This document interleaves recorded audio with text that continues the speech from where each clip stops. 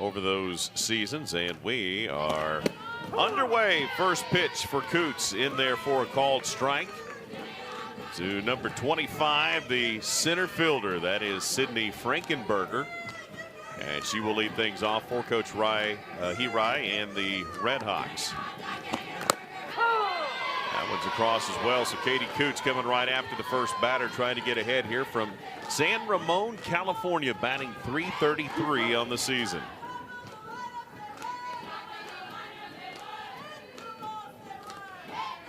The 0-2 is swung on, going to be hit to Bloodworth, the shortstop, over in time to Godwin, and great job. You know, let's take a look at the Cowgirls' defensive lineup.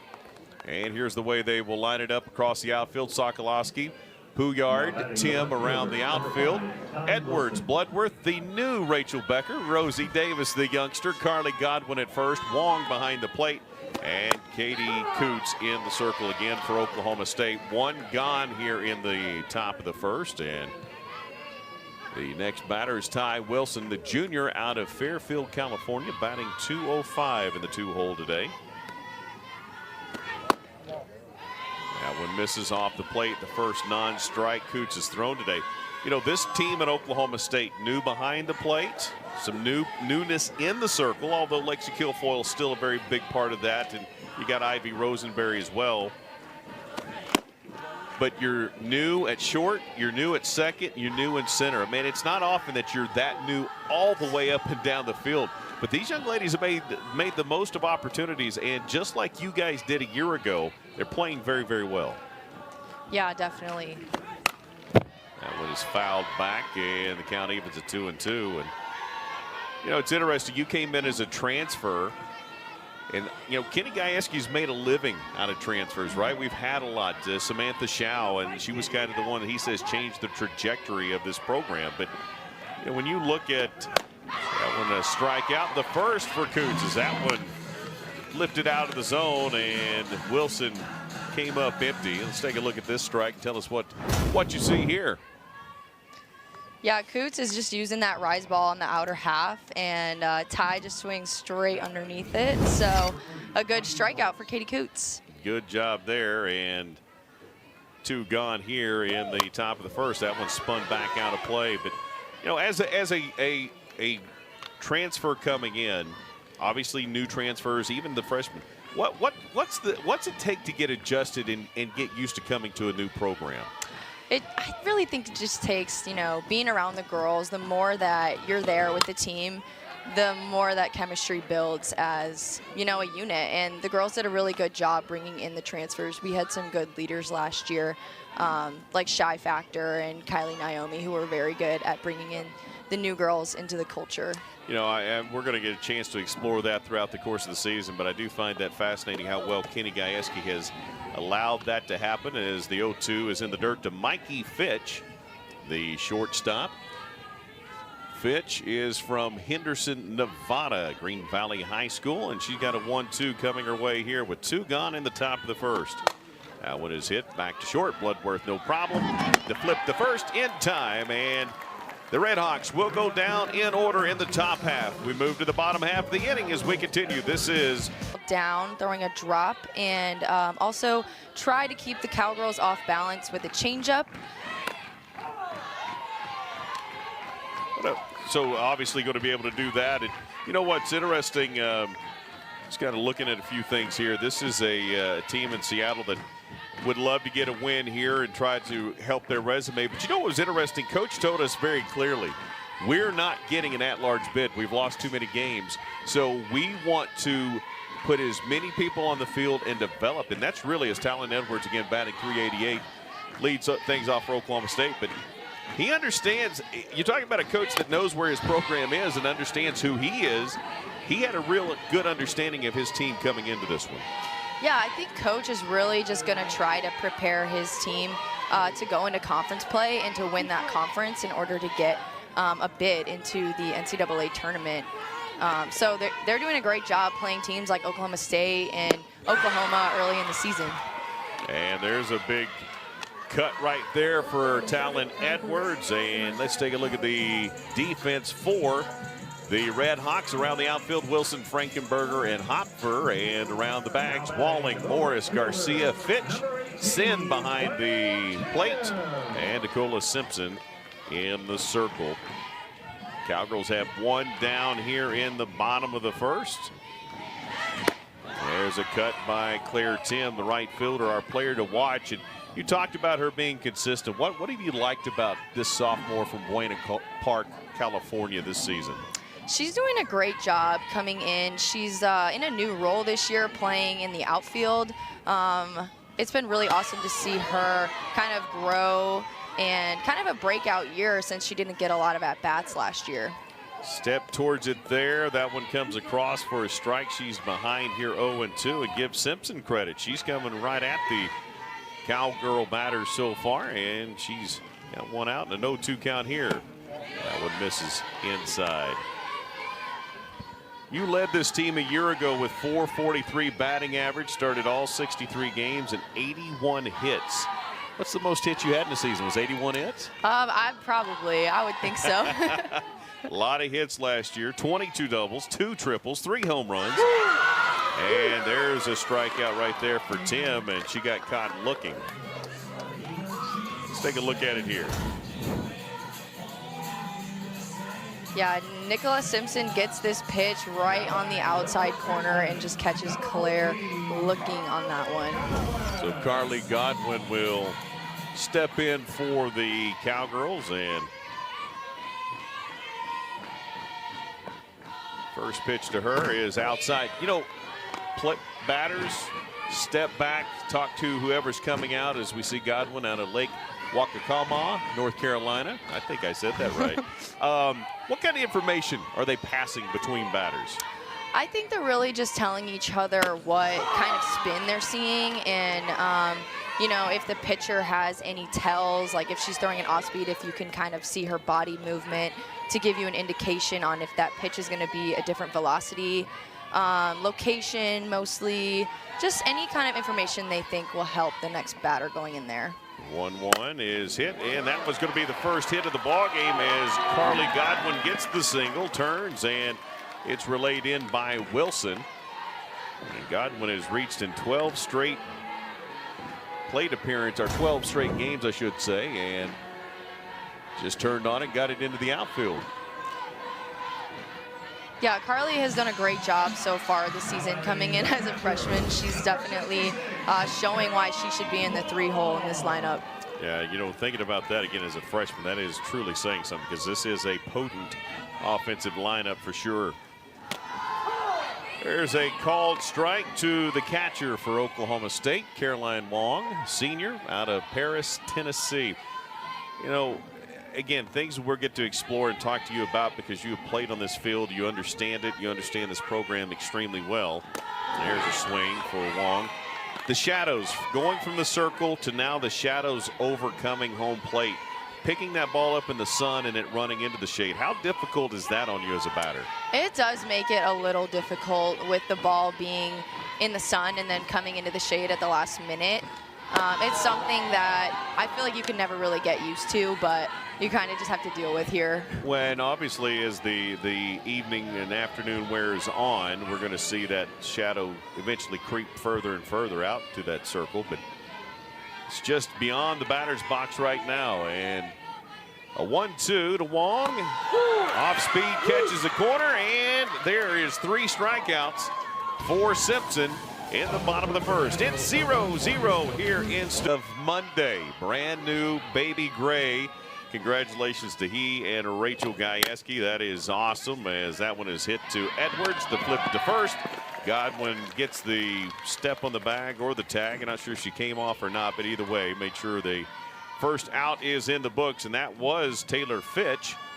So 1 down off of 1 pitch, and that's pretty good efficiency for Katie Coots. Yeah, that's a big out for Katie Coots, especially to just get her right away on that first pitch. There's another pitch. Boy, a strike. She is, again, her pitch count has been really good in strike heavy, as Ava Sin, the sophomore out of West Lynn, Oregon. 5'5", and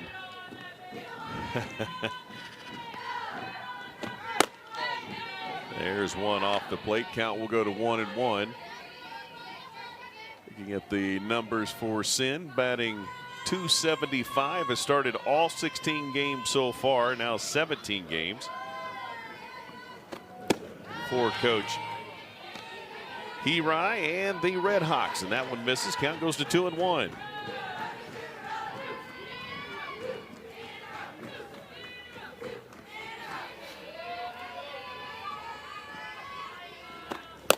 There's a cut. Sin comes up empty on that one as well. Count even at 2-2. Mid-afternoon game, kind of a chilly game, although we got lots of sunshine here in Stillwater. A little breezy right to left across the outfield. The social's a little light right now, but it'll pick up as we go along. And there's the second out of the inning. Another fantastic pitch by Sin. Excuse me, by Coots. Let's take a look at this one. Yeah, Coots just continuing to use that rise ball to get the ball up in the zone, and these pitchers are biting, or these hitters are biting at it and swinging right underneath it. 51 degrees, again, a southeast breeze at 14 miles an hour, gusting up to 15 to 18 miles an hour, and the flag showing that as that one first misses. How hard is it to pick up the spin and stay off that rise ball when it looks like it's coming through the zone and then all of a sudden it starts to jump on you?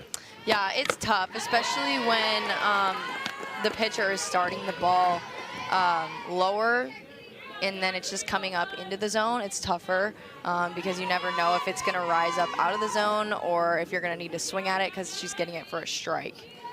1-1 to Wayne, the designated player. You know, you were obviously a disciplined hitter, right? You don't bat .443 in a season and not be disciplined. So how quickly were you able to discern whether that was coming in the zone or it wasn't? Yeah, I think that's something that you get better at as, you know, you get more experience and you take more at-bats off of high-level pitchers such as Katie Coots, you know, who spins the ball well. The more and more that you're seeing that every day at practice, the better you're going to be at being able to pick up the ball early and either decide if you're going to try to get your hands above it and, you know, shoot a gap, or if you're going to lay off. You know, and that, again, that's interesting. And again, somebody like you can give us that insight as to there is actually two approaches, right? I mean, either let it drift out of the zone or try to take it and drive it if it's in a place where you can handle it. And that's what Jasmine Wayne's trying to do right here. She's jumped on the last two. She's been late, but she's been able to make more contact here with that pitch. Yeah, she's battling right now with that rise ball. I think she's just trying to get something lower in the zone that she can drive. The 2-2 with two gone. And that one's up and away, and count goes to 3-2. Obviously, you weren't a pitcher, but, you know, when you look at what Carrie Eberly has done and has continued to develop in her first year, it has been really fun to watch. As that one is hit, it's going to tick off the glove of Coots, and Wayne will be safe at first. But, you know, again, the pitch location, the style of pitch and the location is pretty amazing, just how well these kids can not only throw certain pitches, but then hit their marks. All of the Cowgirl starters are very difficult to hit. Yeah, I think the Cowgirls do a really good job of not leaving the ball over the middle. When they do get hit, it's because they're leaving the ball fully on the plate. When they're hitting their spots, it's very difficult for hitters to be able to be successful off of them. Katie Walling took one off the noggin there, came off the bat and then deflected off of her, batting .250 on the season. They will give Wayne the single, even though it came off the glove. Coots was drifting one way, reached back and deflected it, and that one is going to be driven into center field. But right there is Jillian Pouillard, and the Cowgirls are done here in the bottom of the second for the Cowgirls. As Michaela Wark, the designated player, will step in for Oklahoma State. Tell me about playing for Kenny Gajewski as we see the Frisco, Texas sophomore in her first plate appearance today. Playing for Coach G was just an awesome experience. I was so honored to be a part of the team last year, and for him to just do so well at welcoming me in as a transfer and just being so open and honest with all of his players and so genuine is what makes him such a great coach. He is, in fact, very transparent in his approach, and that is a big part of his allure, if you will. You came in as a shortstop. You had a terrific career at Purdue as a shortstop. You knew Kylie Naomi was here, and she was an absolute anchor in the middle. As that one is hit deep, it's a shot, and it's gone. Out past the souvenir shop. Home run. Michaela Wark is going to put the Cowgirls on the board for the first time here this afternoon, and that is a no-doubter by Michaela Wark. Yeah, definitely. Michaela Wark, I think, just picking up right where she left off last year and showing that she really deserves to have that opportunity. And wow, she hit 10 of them a year ago. She's the leading home run returner off of this team. And man, she set that one way out there. Yeah. What a job. She does a great job on this pitch, not getting out in front. It's a little bit on the outer half and dropping, so she does a great job waiting back and is able to drive the ball opposite field over the right center wall. So the Cowgirls on the board here, and that'll bring up Rosie Davis. And she hits that one past the third baseman. Walling couldn't get a glove down, and Rosie Davis, the second baseman, is aboard. And the Cowgirls, after striking out in the first inning, have back-to-back hits here in the bottom of 2. So a great job here. The bottom of the order starting to come around for Oklahoma State.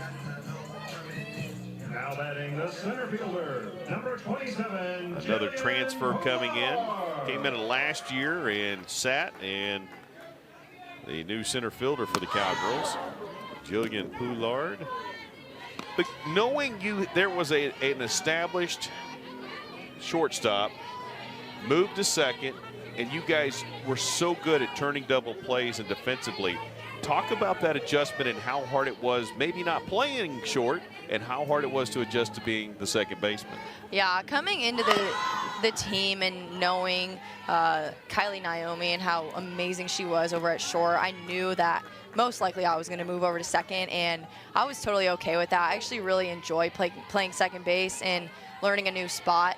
And I think just being on the infield for Oklahoma State was such a huge honor for me. So I had a lot of fun over there. Well, you guys were impressive, turned a ton of double plays a year ago, and there's another shot, and how about that? Wow, what a play. It ticks off the glove of Simpson. It's picked up by Morris, makes the flip to Garcia, and the throw in time to Fitch for the double play. That was an impressive play by the Redhawks.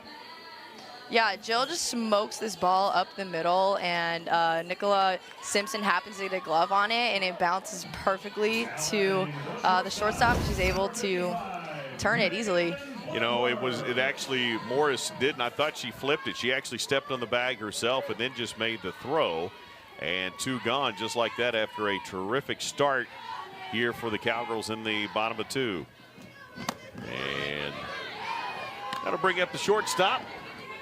Number 55, Megan Bloodworth from Cordell, Georgia. 5'6" junior, batting 188. Got a couple of home runs, 9 RBI already on this young part of the season.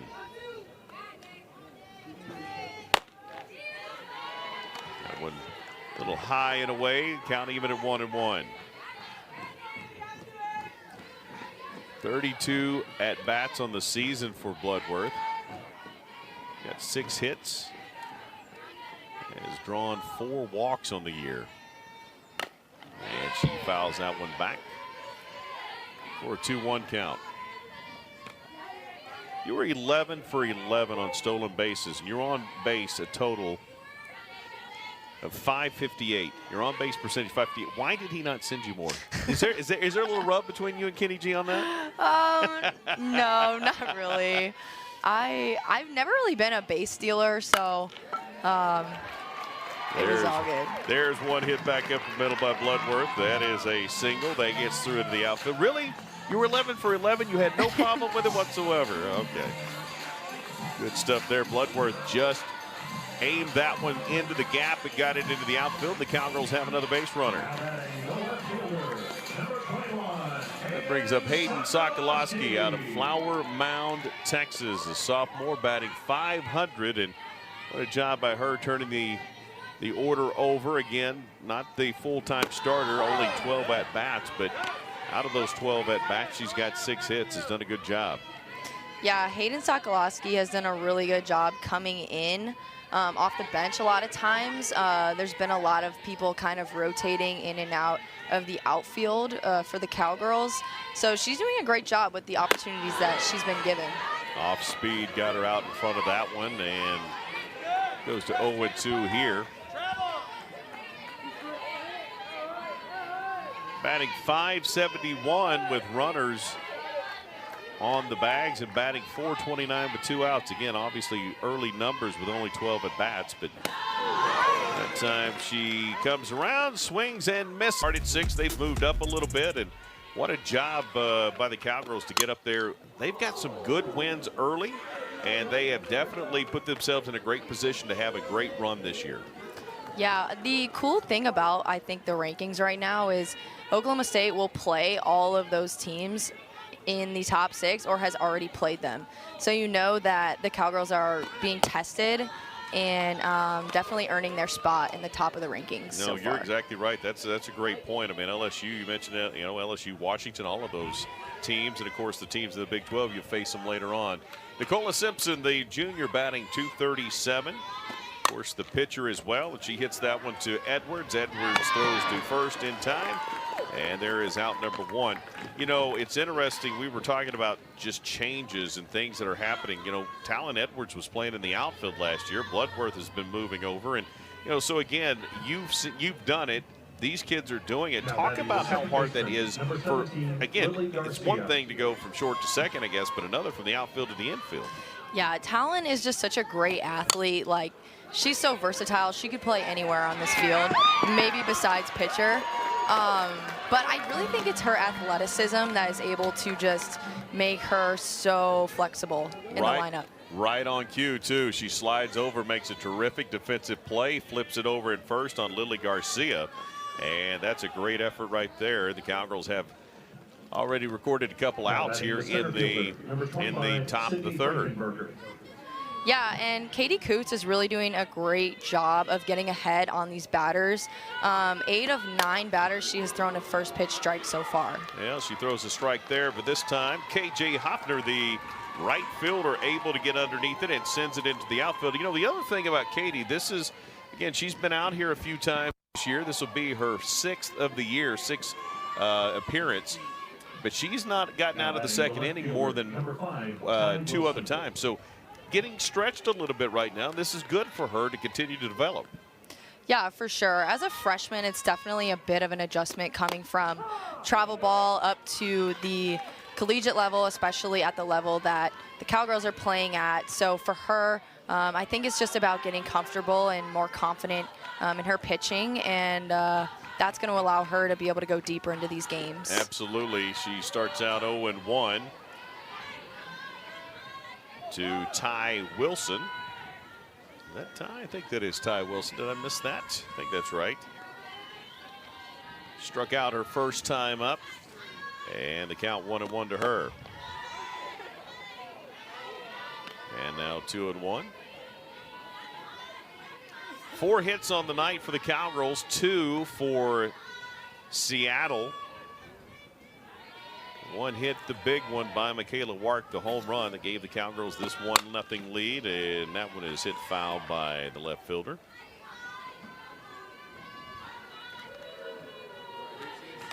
Yeah, Ty Wilson is one of those players that's really difficult to defend because she can hit, slap, and bunt, and she has a lot of speed. So she definitely has a lot of tools that she can use here. 2-2 the count. That one is fouled off the bat and off of the helmet of Wong. We saw Taylor Tuck behind that plate off and on for so long, for so many years. 5-year player through COVID, and we've seen a lot of fantastic catchers over the year for Oklahoma State. But Wong has those duties now for the Cowgirls. Schneidmiller has had some opportunities as well, but it would appear Wong has kind of solidified her time behind the plate. The count full here at 3-2.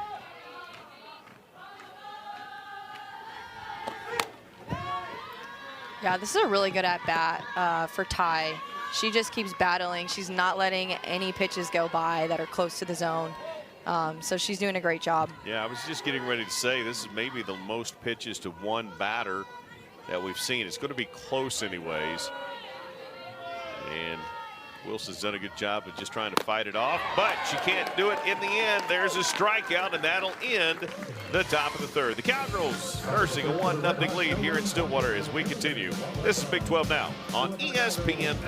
Well, obviously last year was the pitcher of the week for the NCAA, so doing a great job this year as well. No doubt about it. And young lady transferred from Alabama, has a terrific story. Just another one of those kids when you listen to her tell her story. Well, that's glad she has found a home, and as she said, found her joy again. Yeah, and I think that's the most important thing about the transfer portal is just making sure that these athletes, you know, with only the 4 years of eligibility that they have, they're making the most of it and they're in a place that they love. Interestingly enough, as Talon Edwards struck out, third baseman, and starts out behind 0-2 here. And maybe one a pre-production question I should have asked, but I'm going to ask it anyway because I think I've asked you this before. You love Purdue, right? Yeah. But so you have two places you love. Obviously Oklahoma State and the year you guys had here and then run to the College World Series, but you didn't leave Purdue for any other reason than a different opportunity, but that's a place you hold very near and dear to your heart. Yeah, definitely. I'm very lucky for both of the schools that I went to, Purdue and Oklahoma State. I've had great experiences at both. I cannot complain. Yeah, I think it's you know, again, sometimes we hear the stories and sometimes it's for good reasons, sometimes it's for, hey, I need a new space. And as, boy, that one, lots of speed off of it. A great job of Edwards to slow it up enough to get a hold of it and not be out too far in front of it. But, you know, the other thing is we've just seen so many, as I've said with Kenny Gajewski, he has made a living out of getting transfer kids. And that's the one thing I hear most from Cowgirl players is the joy that they have refound here at Oklahoma State. He lets them play. He lets them have their personality. Right there's non-negotiables. There's a few things that are there, but he lets kids be kids, right? Oh, for sure. Yeah, he definitely lets all of us kind of, you know, have that freedom. I've heard some horror stories of other programs that don't have that. But yeah, this place is really special. Were you a big personality kid? Or were you that serious kid that showed up to practice, laughed a little bit, went and did your work, did everything right? Or were you a little ornery? I feel like in the middle. I feel like I, you know, wanted to always have fun out there on the field, but not someone that was super, I would say, loud and, you know, maybe doesn't show too many emotions on the field, but definitely like to keep it light and have fun out there. Counts full to Talon Edwards. You know, the Cowgirl way, REP, stands for relentless, excellence, passionate, as that one is chopped hard to Garcia. Underhand flip over to Fitch for out number 1 in the bottom of the third. But, you know, you didn't have to adapt to the Cowgirl way in a career, not over a 3-4 year span. It was in 1 year. But how quickly did it become evident what it was to be a Cowgirl at Oklahoma State as we see Claire Tim step back in? It became evident right away, I think. As soon as I came on campus for my visit, I knew, you know, what it kind of meant to be a Cowgirl. And then as soon as you get here and start working with the team and the coaches, you really start to understand what it is and how the members of the teams prior have really formed the culture here. It's been a good culture, and obviously Coach Hirai is trying to build the same in Seattle. And, you know, again, we talked to Coach Hirai, and he said, listen, a lot of people still think we're a Division II team. We're not, and we've been competitive, and we've done some good things. So he, coming here and playing these good teams, as you said, trying to just get themselves prepared to win a conference championship and get into the NCAA tournament, as that one is hit. And it's going to drift, but a great job over there by Walling to find the wall and use that offhand and get that out. And that's out number 2. But let's take a look at it again here real quickly, as that one just drifted and Walling slid over. Good job keeping her eye on the ball the whole time. Great job there.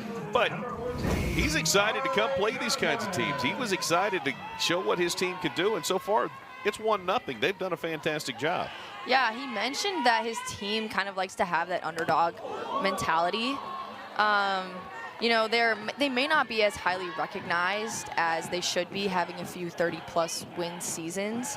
But, keeping that underdog mentality really helps them to compete in these games. Carly Godwin gets on for the second time today. The first time she had a single, that obviously a hit by pitch. That'll bring up the catcher, Caroline Wong, who had the strikeout earlier. Batting .385, 5 home runs on the season, and that one is hit. Back up the middle to Morris. Morris the flip to Garcia, and Seattle out of this one here in the bottom of 3. The Cowgirls still on top, 1-0.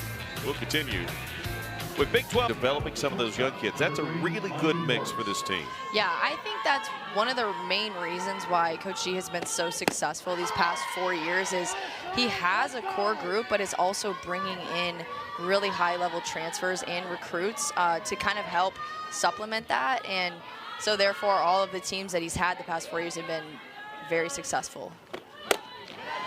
Here's a pitch just off the plate for the count to go 1-1 to Mikey Morris, the shortstop, batting 3rd in the lineup, .340 on the season. Had that ground out a moment ago. And that one runs inside, and Wong can hang on to it. Let's talk about, and I know this is different for everyone, but you obviously can bring a very personal part to it. What are kids looking for when they're transferring? Obviously, we could talk NIL. We could talk about the joy of the game. We could talk about playing time. Sometimes it may be the uniforms. There's a lot of things. That one is hit skyward and out of play. What do you think the #1 thing kids are looking for now when they're looking to transfer? Or for that matter, coming out of high school, what's that #1 thing? Staying close to mom, dad. What do you think? I don't know. It's really hard to say one thing because everyone kind of has their priorities, and I think a lot of girls now are really focused on playing time and where they're going to be able to have the opportunity to be on the field. And then another big reason also is academics. For me, coming from a school like Purdue, academics was very important to a lot of us. So I think that definitely is a big factor as well. Morris, little pop out to second. Good job by Davis over there to slide over and make the catch. And that'll bring in Fitch, and she takes strike 1. There are so many different reasons why kids do move. That's why it's so hard as a coach, right? To provide all the things that a youngster might want. But culture is obviously, once you get established somewhere, that's the other thing, that you're re-recruiting your players and trying to keep them home. And so there is such an incredible balance as a coach now, trying to figure all of that out. And you're seeing it now from the other side, right? From as a player now being on staff, how that changes things. Yeah, for sure. And Coach G does a really good job of helping these girls. If they're not happy here and he sees that, he's going to do his best to get them somewhere where they're going to be happy. And I think that's one of the most important things as well. 2-1 count here to Fitch. Off speed, misses low. Let's talk about the pitch count. Not the pitch count, the pitch clock, rather. Do you think that it's felt on the field? Does it feel like it's being sped up out there? Not necessarily. I haven't seen anybody even really get called for a violation on the pitch clock yet, but I definitely think it's nice to have to move the game along. There are some teams, I'm sure, that have a slower process that are probably struggling to make an adjustment to it, but it definitely has helped move the game along so far. Katie Coots has not had any problems so far. In fact, her delivery here is with 10 seconds still on the clock, and there's ball 4. to Fitch. And one of the few base runners on the day for the Red Hawks. Now batting the catcher, number 2, Red Hawks got a win earlier today. They played at 9 o'clock here at Cowgirl Stadium. Beat the Roos of Kansas City. They led 2-1 going into the top of the 7th. As Sin strikeout, 269 batter on the year. They were up 2-1. They scored 5 in the top of the 7th, gave up a couple, ended up winning 7-3. And there's a called strike.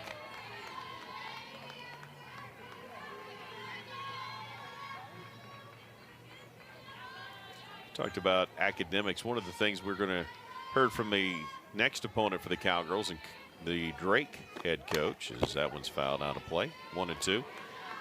Academics, you know, a lot of kids go to Drake because of the academics, and she says she's hoping as a junior college coach moving to the Division I level, just learning these things, hoping that the academics will help keep her players close to home as well. Here's the 1-2, runs it off, 2-2. Yeah, that's a good pitch from Katie Coots right there. She's not trying to put anything on the plate because she does have that count leverage being up 1-2. So kind of just nibbling at the corners here, trying to get the batter to chase. So let me ask you this, all right? You being the great hitter again that you were, and I mean that truly. I've given you a hard time earlier, but truly a fantastic hitter.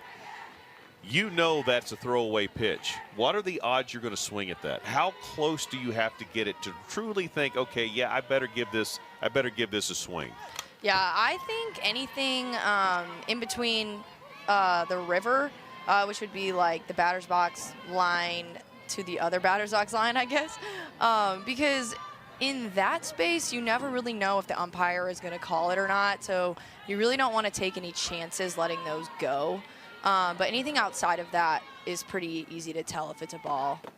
2-2 misses. So let me ask you this. How much of a scout, and I know the Cowgirls have a lot of new scouting equipment, new analytics.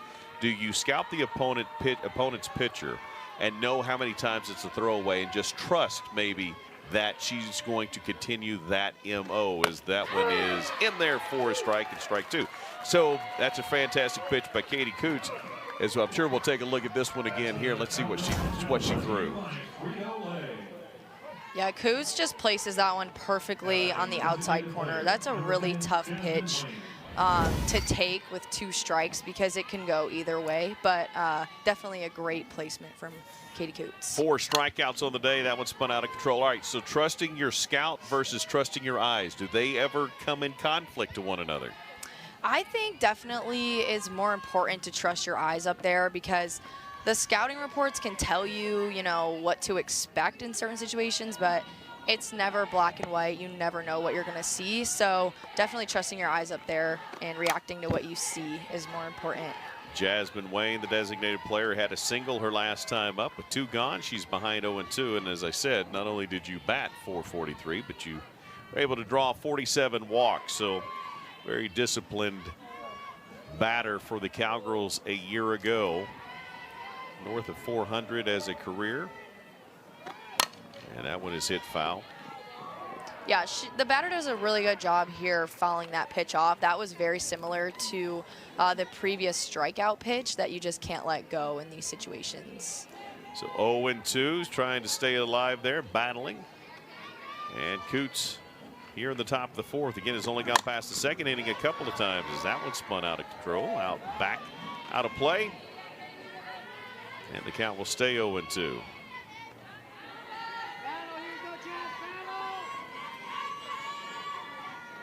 And I'm not sure if that was Coach Kenny G or if that was Coach Herai saying battle in there, and the battle hit into right. And Tim comes on, makes a running catch, and ends the inning. And the Cowgirls will leave the scoreboard at 0.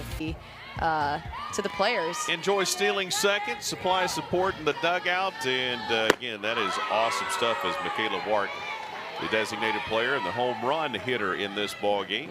Falls behind 0-1.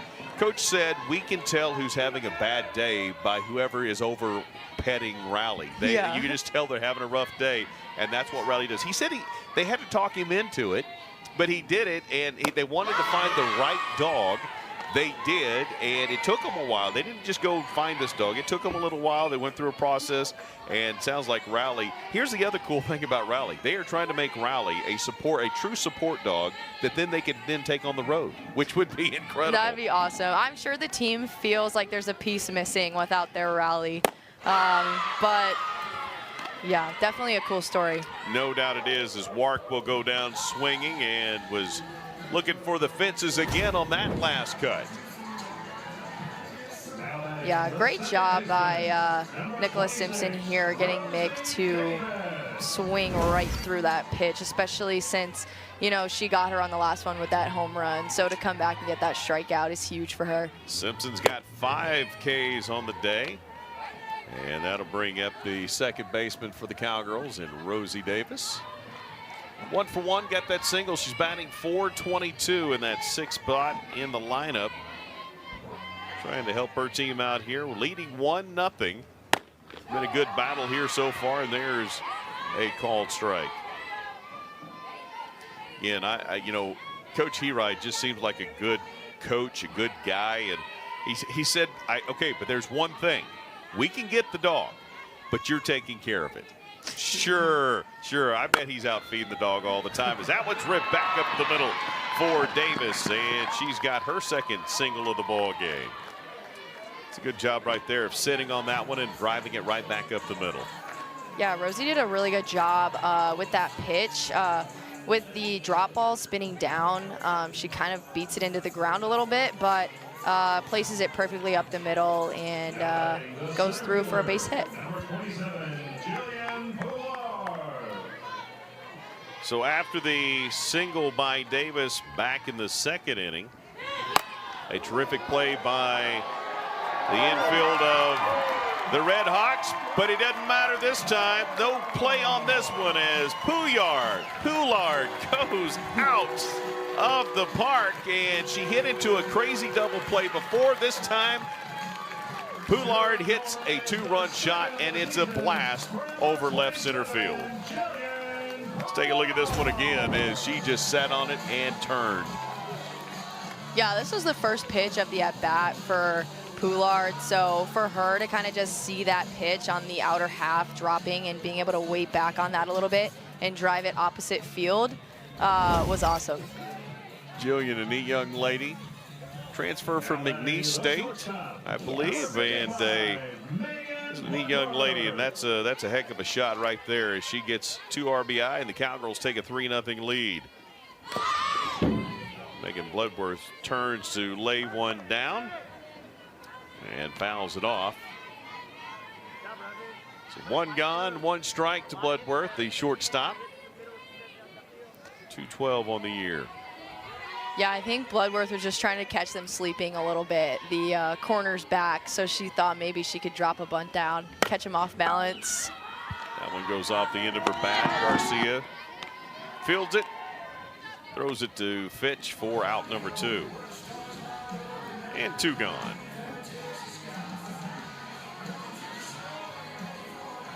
Okay, why all the dances in softball?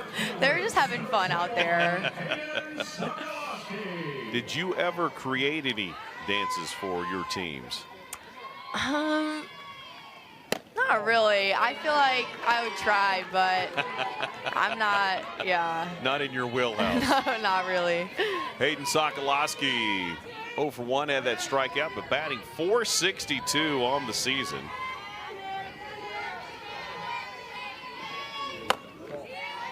Off speed, misses high and away. 2-0.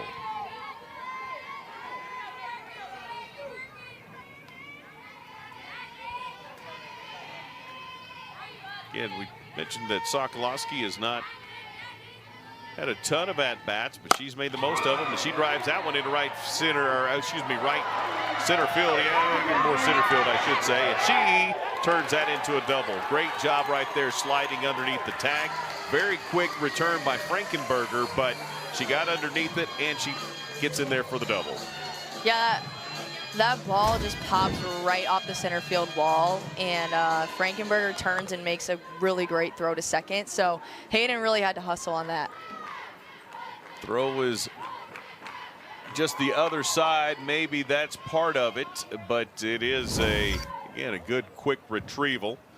And a meeting in the circle now with a runner in scoring position for Oklahoma State as we go back to the top of the order, and Talon Edwards.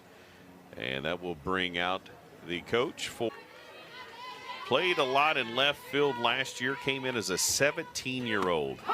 Should have been a senior at Southmore High School, but she was playing college ball, earned a starting spot. And today 0 for 2, but now in the infield in here, and still one of the young kids on the team. Yeah, Talon just has that, I think, like swag to her that not a lot of people do. For her to be so young and only a sophomore this year and doing what she's done so far at the top of the lineup has just been super impressive to watch. Falls behind here, 0-2. Batting .500 with runners in scoring position. That one fast, but off the plate. You talked about Simpson throwing in the lower to mid 60s. And, you know, you're going to see a lot more velocity. How hard is it against a pitcher that maybe he's not throwing 68, 69, 70 miles an hour to stay on it? It's tough. I think a lot of the Oklahoma State hitters that have had success have done a really good job of waiting back and driving those low pitches that are on the outer half. Well, the Cowgirls can't score that one, but they scored. 4th year in a row, which is super impressive. I think Coach G's really now just chasing that final win. Yeah, no, I think that's a great point. I mean, it's interesting, too, as we see that one is fouled off, and Coach has made it clear we should not act. As Katie Walling steps back in there, 0 for 1 with a fly out. Don't act like we're the hunted. We don't have anything anybody else wants. We have not won the championship. And until we do that, we are still the hunters. Did you feel that last year? Because I think even early on, he kind of had that message to you guys that, listen, we don't act like, we don't play and prepare like a team trying not to lose something because we haven't gotten it yet. Yeah. We need to flip this thing. Yeah, he definitely, kind of like we talked about with Seattle right now, like wants his team to have that underdog mentality and just keep fighting because we're not going to stop until they are the best team in college softball. Well, and the way you said that, I think that's exactly right. This program now is just chasing that final win as they get the first strikeout of the inning, and that's to Katie Walling. And that is the 5th of the day for Katie Coots. Great job there as the Cowgirls. Katie Coots really stretching again. Now batting the pitcher, number 28. Has done a great job for the Cowgirls. Only the 3rd time this year she's gone past 3 innings on the season. And that one is hit right back to her. She fields it. There's an easy out on the opposing pitcher, Nicola Simpson. 2 gone very quickly here in the top of the 5th. Just going to look and see. In the most she has pitched all year was 5, and she's in the 5th, and she's gone 4 2/3 right now. So has a chance to go farther today than she has all season long. Has given up a couple hits, but no runs so far for Katie Coots. Yeah, Coots is doing a great job locating her pitches in this outing. I think that's the main reason that she's having so much success so far with Seattle.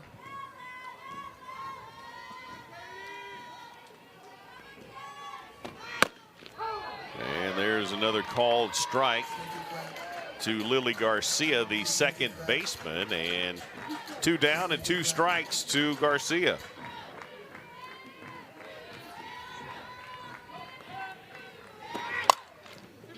That one is hit into left. Sokolowski comes on easily in time, and the Redhawks go down 1, 2, 3. We move to the bottom half of as well. Then they'll come back to Stillwater and take on Drake. Then they go on the road for their conference opener at Portland State, Grand Canyon.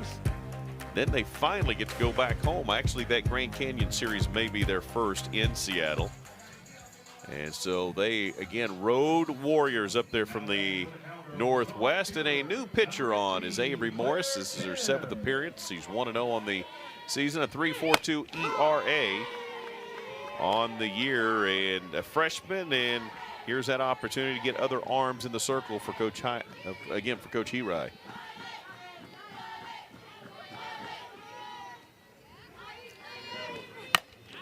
That one lefty-lefty matchup. Claire, Tim, talk about facing a pitcher now from the opposite side. Righty versus lefty, and you've kind of been conditioned the entire time. And did you like facing one side or the other better? Did you like facing a lefty better? No, I actually hated hitting off lefties. I think seeing it from the left side is going to give Seattle, a new look for these Oklahoma State hitters. I think they were starting to kind of catch up to Simpson. So, mixing it up and bringing in a pitcher that can throw from the left side is probably going to help them hopefully keep Oklahoma State off balance a little bit. Tim fouls another one off there, a little late. Count stays at 1-2. Yeah, I think the thing about facing a lefty pitcher is just the fact that as a lefty, pretty much everything is moving away. Whereas when you're facing a righty, things are usually coming more into a lefty hitter. So it's definitely more difficult in my opinion. Well, and we talked about the shadows. Now the shadows are such that when Morris lets it go, she starts with the ball in the light in her glove, and then when she lets it go, she's literally going to release it in the shadow. So very difficult on the batters right now, although we have a little stoppage here. And let's see what is going on as Coach Hirai will come out and visit with his infield.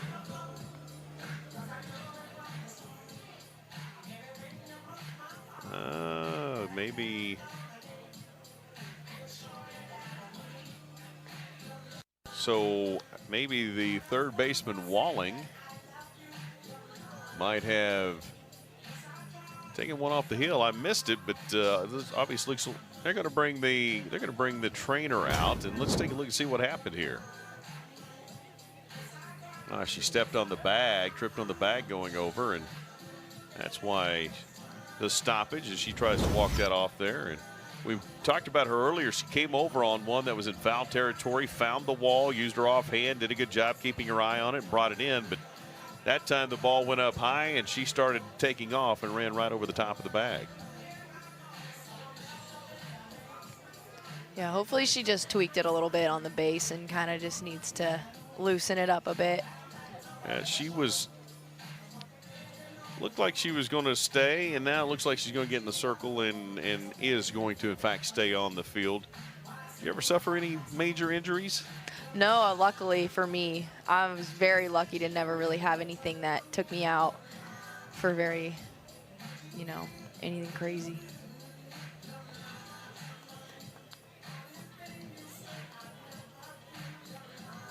So Walling is okay. Smiles now, still trying to walk it off, though. Looks like she's still in a little bit of pain as she guards that third base line against the lefty and Tim. And the count is 1-2. And that one in the dirt bounces through. And Avery Morris out of Henderson, Nevada, Green Valley High School. A couple of young ladies out of Henderson. So is Mikey Morris. So a couple of young ladies that played together out of Nevada, traveled up to Seattle for Coach Hirai.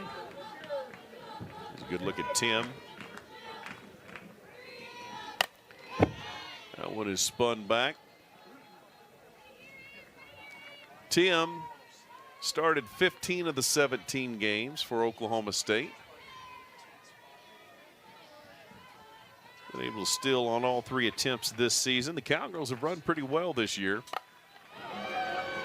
And that one is hit deep into right, and Hopper is able to get back there just in time to get the glove up and make that catch. Well hit by Tim, just not quite enough. Yeah, Tim opened up on that inside pitch and was able to drive it into right field. And it looked like the right fielder out there was battling the sun a little bit, but still came down with the catch. Got the shades on, and she is looking directly into the sun out there in right field as it sets in the west. She's looking directly west when that thing comes right at her. And that'll bring up the first baseman, Carly Godwin. Batting .356, 3 home runs on the season. She's got a single, a hit by pitch, and make it 2. 2 different pitchers, but she's been hit twice today. And the Cowgirls have another runner on board, as that one didn't look like it felt very good. Oof, just above the elbow guard. Yeah, I mean, the guard's there, but it looked like it got above, as you said, just a little bit. And yeah, those are not fun, especially when it's so close to hitting the elbow guard. But she'll be all right. So the Cowgirls have a pinch runner coming in. Over there's Taylor Anderson, and another one of those freshmen, a chance to get her on the diamond and get some time in for Dripping Springs, Texas. What can you tell us about Taylor Anderson? Taylor is just, you know, super fast. She's done a great job pinch running so far for the Cowgirls. Coach G likes to run her a lot, and she's stolen a lot of bases already, so she's doing awesome over there. You know, and again, you want to get kids engaged, right? Keep them as youngsters. Maybe you're not going to play every day, but get a chance to at least run the bags and be a part of the process, have some ownership in it, and Coach does a good job of that. Caroline Wang, the catcher, a couple of strikeouts today. Actually reached on a fielder's choice to shortstop last time up. My first game of the year, I'm rusty. I should just always look at CD and go, what happened last time? There's a good stolen base by Anderson. There's what you were talking about. Had a good jump, and she slid in there easily in time. Yeah, she gets a really good jump on that pitch, and I don't even think a perfect throw would have had her there. Slid in with that outside foot, makes the tag a farther and more difficult play. She did look back a little bit. I don't know if, sometimes you get caught watching, you just need to go, but she was there in plenty of time, and again had the right foot out and gets another steal. 2-2 the count to Wong, the catcher. And that one misses. Count goes full. We haven't seen a lot of full counts by either team today.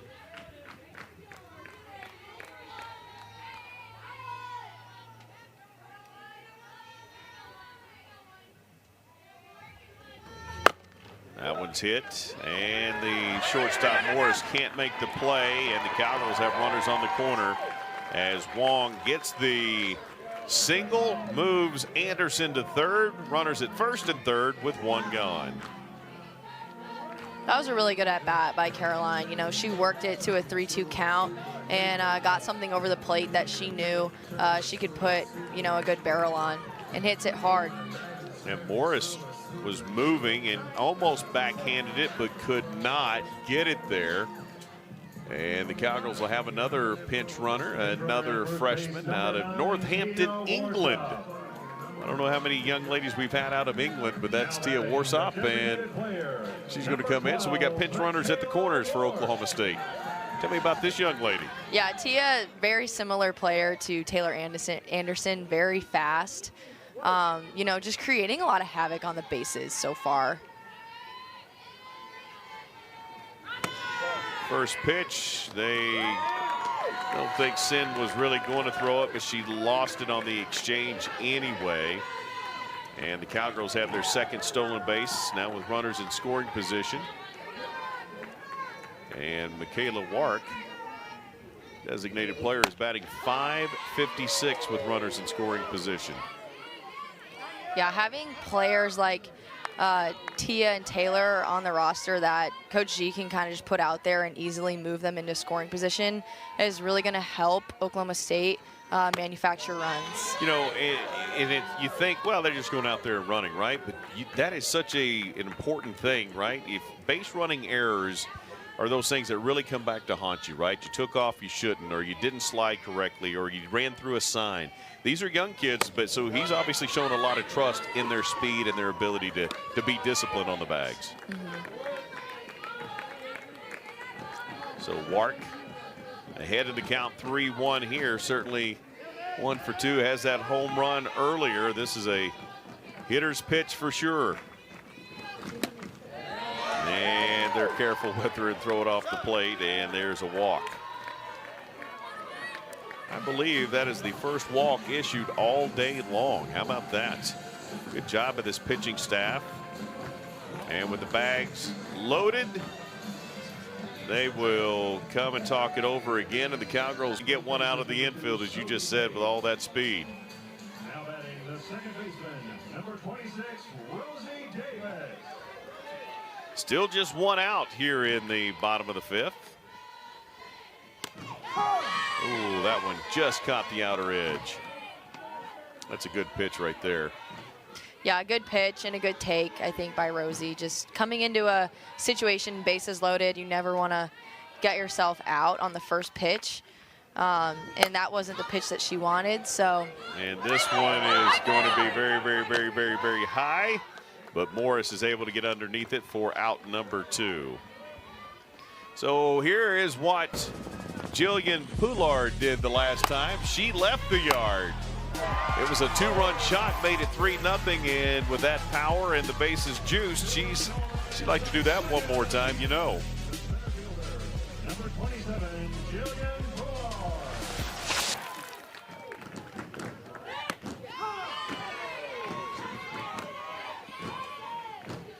Count 0-1 to her, and 2 gone.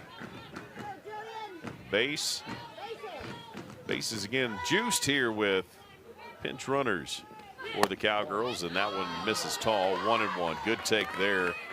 That one was coming in looking good, but she left it alone. Again, 1 for 2 today. That was her second home run of the season she hit back in the 4th inning. Takes that one high and away for ball 2.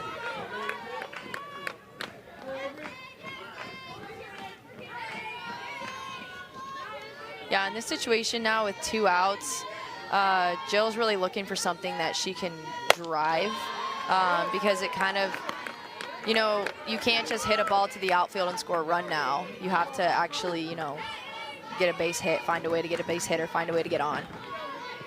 Does it change your approach as far as what you're looking to do? I mean, literally, are you still reading the pitch and taking it where it going where it takes you?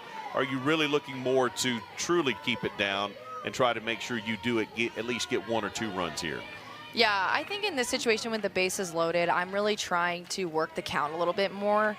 If I see my perfect pitch, I'm going to take a hack at it. But if it's, you know, something like that, you would want to take it. But and there she did not. She swung. It was low. She couldn't make. She's not leaving a lot of balls over the middle for Seattle to square up. And again, there's a good look at the former Cowgirl, Carrie Eberly, as now the pitching coach for Oklahoma State, there to your right of the screen in the orange hat. And she just gave us a little tip of the cap. Way to go, Carrie. That one down. Wong. Oh, my, little slip. And that's a tough spot there for Godwin as she comes up a little bit gimpy as that foot, actually that was Rosie Davis, excuse me, who came over and tried to cover first, and her foot came out from underneath her, and she comes up limping a little bit. And the trainers will come out and take a look at that, and you know, that knee just kind of went awkwardly. She's smiling. I think she's going to be all right, but you could just tell that leg kind of came out from underneath her in an awkward way. Yeah. I think Sydney Frankenberger really catches them off guard with that quick bunt. So Rosie's coming over while Caroline Wong is trying to hit her on the run to first. The throw goes a little bit left of the line a little bit, so she's trying to go back and get it. And she does her best, but.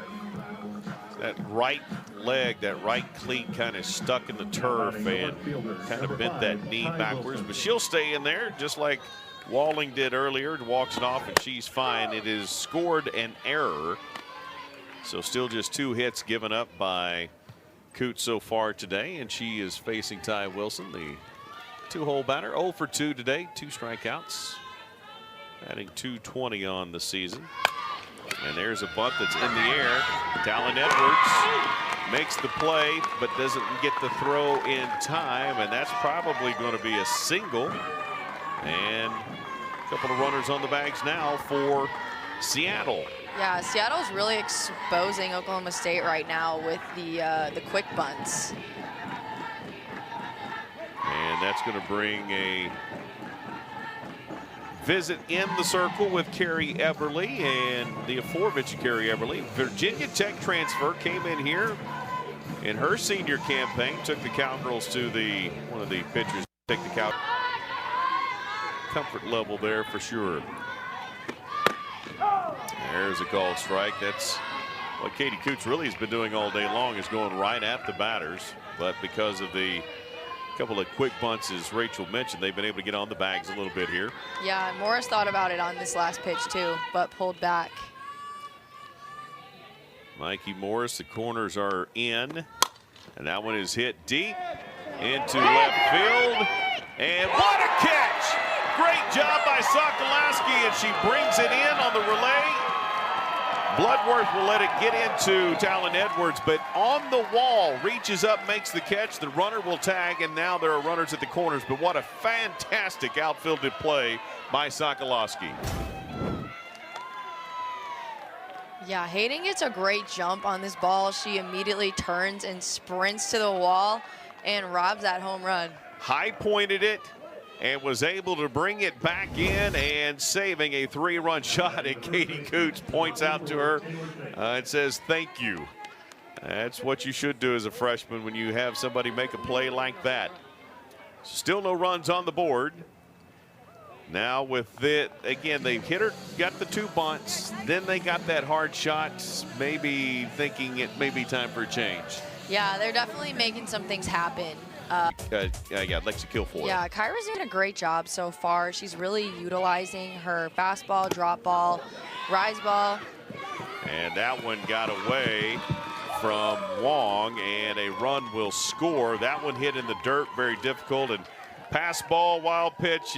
That's I guess a wild pitch is what we're going to call that. And that's a tough one there for Wong to try to stay in front of. And Seattle puts their first run on the board. The runner will move as well. That's Wilson moves up. Frankenberger scored. Wilson moves to second, and 2-0 here for Taylor Fitch.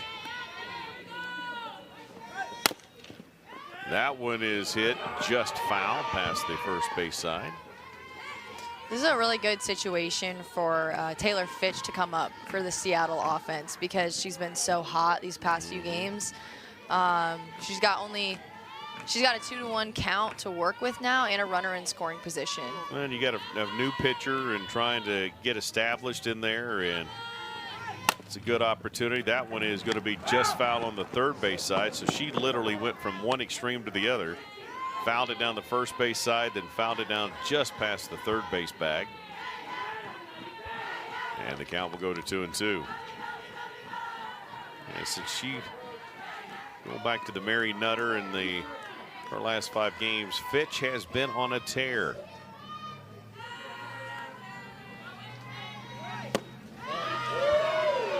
And we talk about Sokolowski not getting a lot of at-bats and starts, but with that kind of catch and the way she's been hitting, you know, I don't know how far along Kenny Gajewski is in setting this lineup and saying, okay, this is it, and everybody's going to fill in at times. But that's one of those kinds of plays that will get you a lot more playing time for sure. As that one's hit to Edwards, checks the runner, throw to first in time, 2 gone. But that's again, those are kinds of plays that'll get you some playing time. Oh, for sure. Hayden Sokolowski is really showing that she wants to play this season, and she's doing everything she can, making great plays in the outfield. She smoked a double earlier today, so she's really doing a great job. 2 gone now with a runner at scoring position. That again is Wilson at second. Ava Sin, the catcher, gets a chance here. A couple of Ks on the day, trying to help her team out and get another run on the board. Only trailing by 2 now at 3-1. There's a good pitch for a called strike. Yeah, Kyra's going to keep the ball low in the zone and pretty much just work side to side and try to hit the corners of the plate.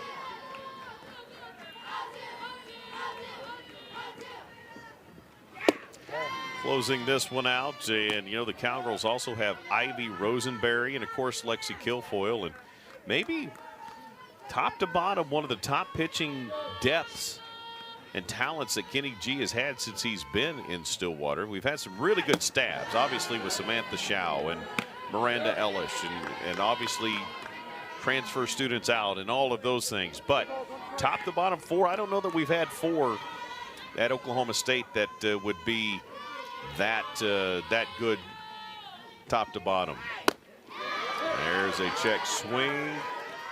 Yeah, and I Called think strike. Katie Coots today showed like why she needs to be in that hitting or in that pitching rotation. She hasn't gotten as many innings as some of the other pitchers here, but she did a great job today.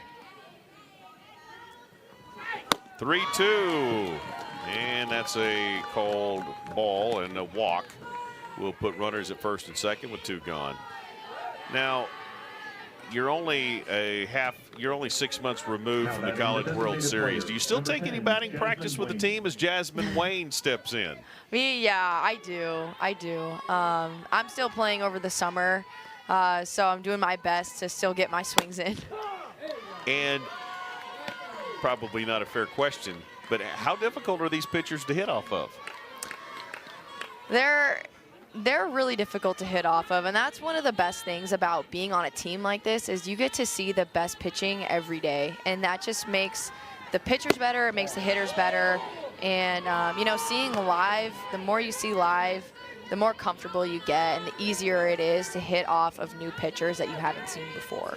Jasmine Wayne steps back in with a count 1-1, and there's a big cut.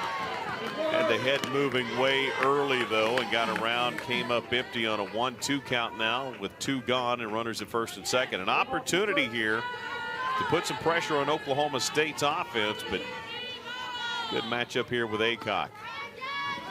And that one is check swing foul down the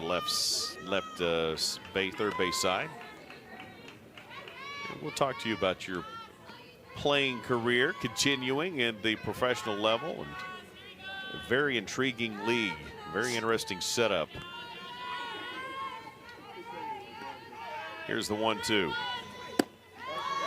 Oh, that one, crowd thought it was there, and it broke. It looked like it broke over the plate, must have broke just out in front of it. Yeah, that was a really good take. Those are always tough when they're kind of hitting that outside corner and then come in at the last minute, but there's a slow roller.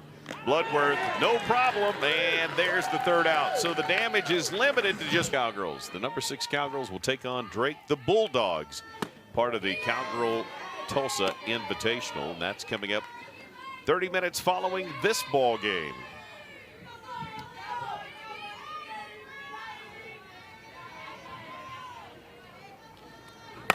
Cowgirls have a pinch hitter in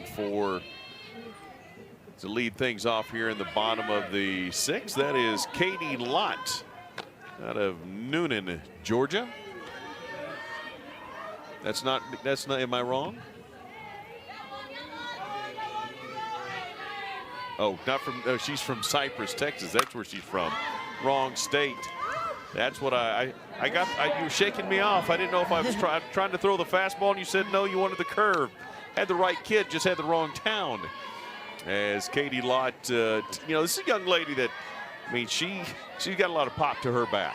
yeah, for sure. She definitely showed that last year, too, with the opportunities that she had going in as a pinch hitter. She does a great job in these, you know, sort of stressful situations. It's the top of the inning for Oklahoma State, and they really want to get a runner on and score here. So Coach G thought Katie Lott would be perfect for that. Opportunity here is in a pitch hitting situation, and she runs the count full against Avery Morris.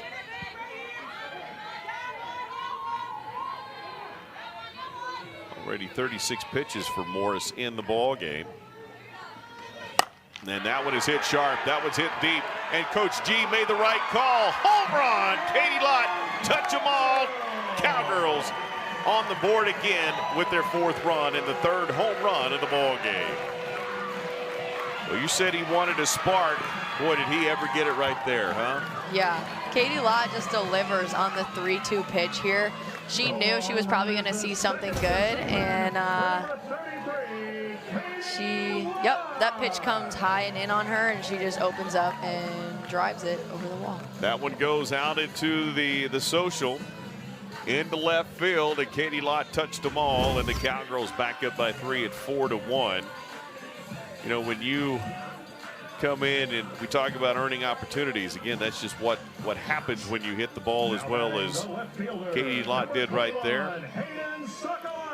Crowd starting to grow a little bit here as the sun starts to set in Stillwater. Hayden Sokolowski had a double her last time up. 1 for 2, now batting .500. 1 home run on the season, 6 RBI. This place is special. Got the social in left field, the Outlaws in left center. We've nicknamed it the souvenir shop because, or the gift shop rather, because that's where you get the souvenirs in right center. That's where that ball goes all the time as that one's fouled off. And the Oklahoma State Cowgirls played at UCLA earlier this year, and you know, I know that's like Arizona, it's like other places. There are a lot of special places, but the atmosphere there, I don't think matches what we see here at Oklahoma State oftentimes. Yeah, it's a really special atmosphere that we have here. The fans show out every single time that we play at home. So it's a lot of fun being back here. Counting the K's out there, and despite the cool weather,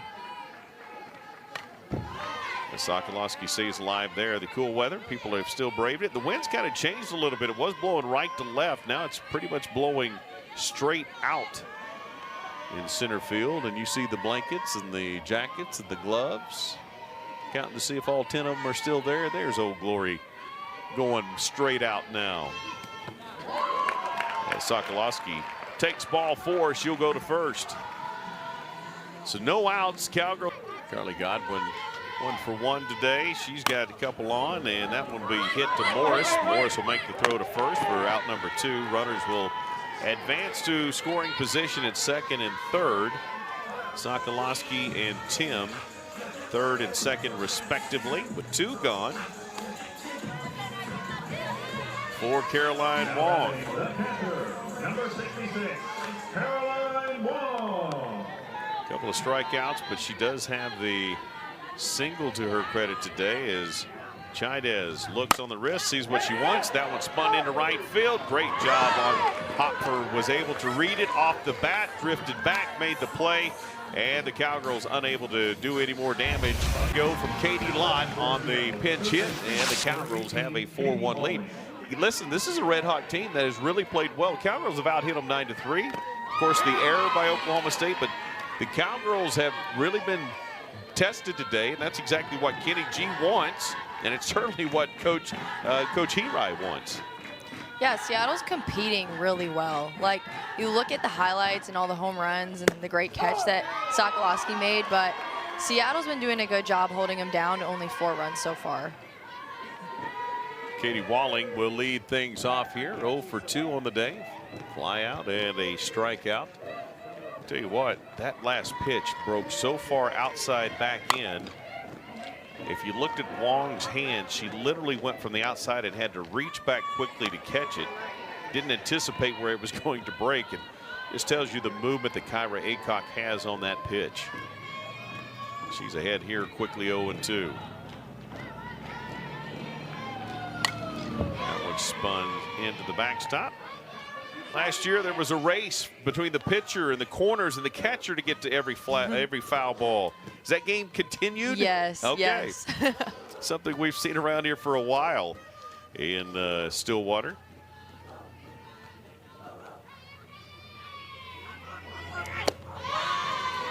That one just misses.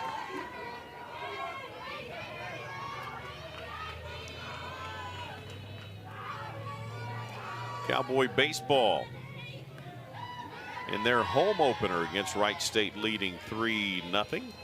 Oh, it's fouled in the dirt. Busy time of the year right now. You have men's and women's tennis. Oklahoma State boasting the #1 women's tennis team in the country.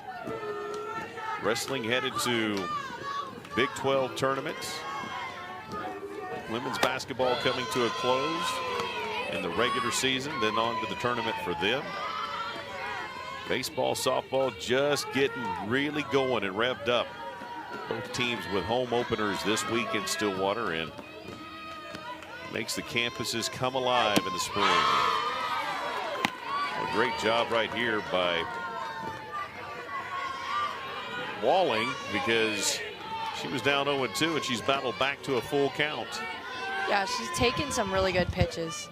Thyra is placing the ball all around the zone, and she's not biting at him. That time she hits it, a soft one back to Bloodworth. The throw over in time for the out. Good job there. That's a good at bat, but it didn't produce a hit, and the Cowgirls eventually win the battle.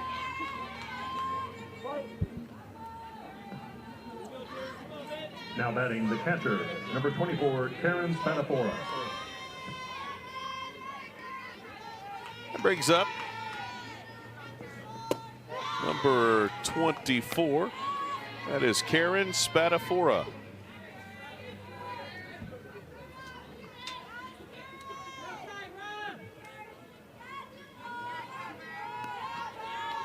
Laid out of Tigard, Oregon.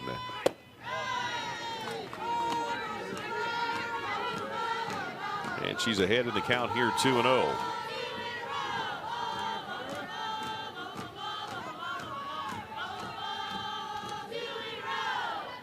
Spadafora is in the lineup where the pitcher was just a little bit ago.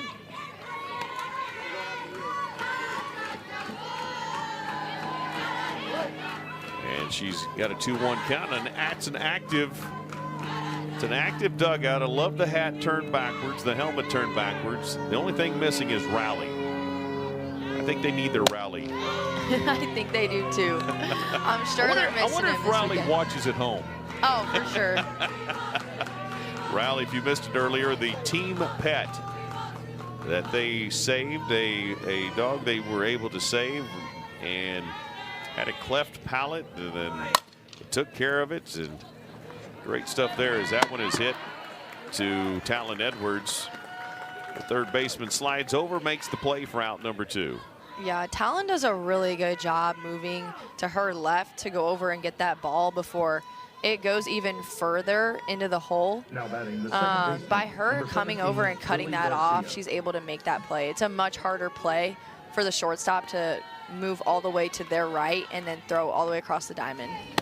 Lily Garcia tries to hold up but can't. It's a strike. You know, you went from the left side to the right side. We've talked about that. And so now something up the middle is going to your forehand, not your backhand.